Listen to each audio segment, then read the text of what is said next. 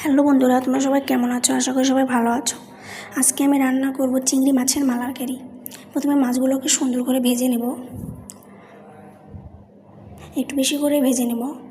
তারপর ওই তেলেই 2টা তেজপাতা, 2টা শুকনো লঙ্কা আর একটু গোটা জিরা দিয়ে ভেজে নেব। নেওয়ার পর ম্যারিনেট করা মশলাগুলো দিয়ে দেবো। মশলাগুলোতে ছিল পেঁয়াজ বাটা, রসুন বাটা, আদা জিরা বাটা আর একটু লেবুর রস। এগুলো দিয়ে ম্যারিনেট করে রেখেছিলাম। তারপরে মশলাটাকে কষিয়ে নেব। নেওয়ার পর স্বাদ মতো লবণ দিয়ে দেব। তারপর আর একটু কষিয়ে নেব। নেওয়ার পর মাছগুলোকে ছেড়ে দেব। মাছগুলো সুন্দর করে কষিয়ে নেব। কষানো হয়ে গেলে একটু জল দিয়ে দেব। দেওয়ার পর মাছটাকে ফুটিয়ে নামিয়ে নেব। আমার রান্নাটা কেমন হয়েছে আপনারা আমাকে কমেন্ট করে জানাবেন। আর আমার পেজটিকে ফলো করে অবশ্যই লাইক, কমেন্ট, শেয়ার করবেন। Thank you.